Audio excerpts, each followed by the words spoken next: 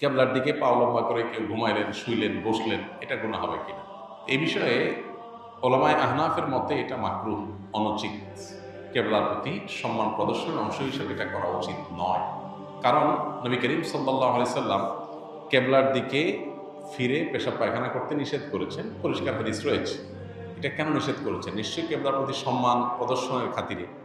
So পাও লম্বা করে কেবলার দিকে যদি আমরা বসি, তাহলে কেবলার দিকের বা কাবার প্রতি বাহ্যিক দৃষ্টিকোণ থেকে অসম্মান হয়। আমাদের সমাজে কারোর দিকে পা লম্বা করে বসলে এটা তার প্রতি অসম্মান এবং অবজ্ঞা প্রদর্শন হিসেবে বিবেচনা করা হয়।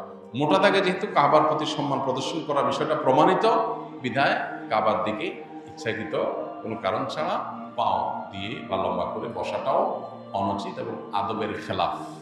যদি এ ব্যাপারে সৌদি আরবের ওলামা ইকরাম তথা অন্যান্য ওলামা ইকরামের মত ভিন্ন, তারা বলেন যে না, কেবলার দিকে পা দিয়ে বসলে কোনো অসুবিধা নেই, কারণ কোনো হাদিসে আসলে এটা নিষেধ নেই। কোরআন হাদিসে কোথাও আলাদা করে পেশাব পায়খানা করা নিষেধ আছে, কিন্তু পাও দিয়ে বসা যাবে না এমন কোনো কথা নাই, অতএব এটাতে অসুবিধা নেই। তো দুই পক্ষেরই যুক্তি আছে, প্রমাণ আছে। ইজতিহাদি বিষয়, সতর্কতা এবং অধিকতর নিরাপদ মত হলো যে কেবলার দিকে ইচ্ছাকৃতভাবে পা না দিয়ে বসা, কেবলার প্রতি সম্মান প্রদর্শনের জন্য।